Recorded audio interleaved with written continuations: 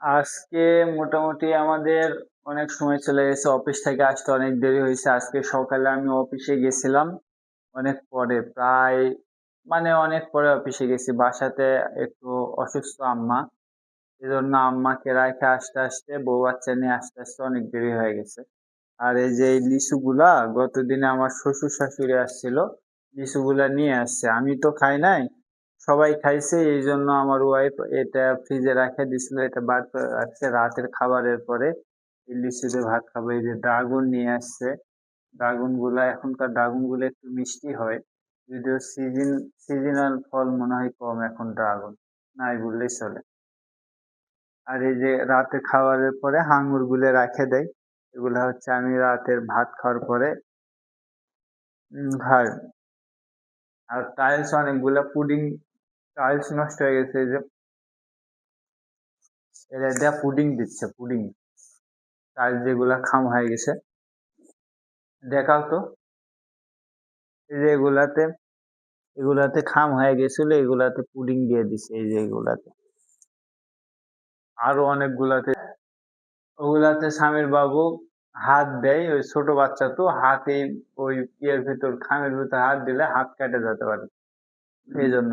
এখন তো অনেক রাত হয়েছে, আম, এখন বাজে কয়টা দেখাও, রাত 12টা 20 বাজছে। এখন আমি খাবার খাইতে আসছি, সবাই খাই নিছে, বউ বাচ্চা সবাই খাই নিছে। আমি অফিস শেষ করে আসলাম হলো প্রায় 9:30 10টার দিকে, অফিস থেকে আসলাম।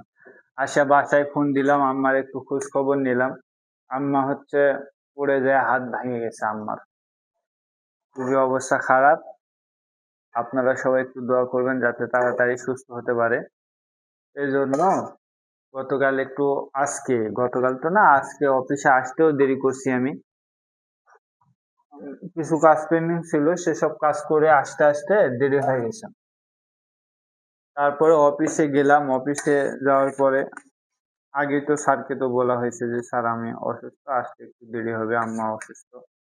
অফিসে অফিস থেকে আসার পরে, অফিসে যাওয়ার পরে অনেক কাজ পেন্ডিং ছিল, যেগুলো আমি রবিবারে করতাম ভাবতাম, এই কাজগুলোই থেকে গেল। আর আজকের খাবার কি দিছে? আজকের খাবার হচ্ছে লাউ দিয়ে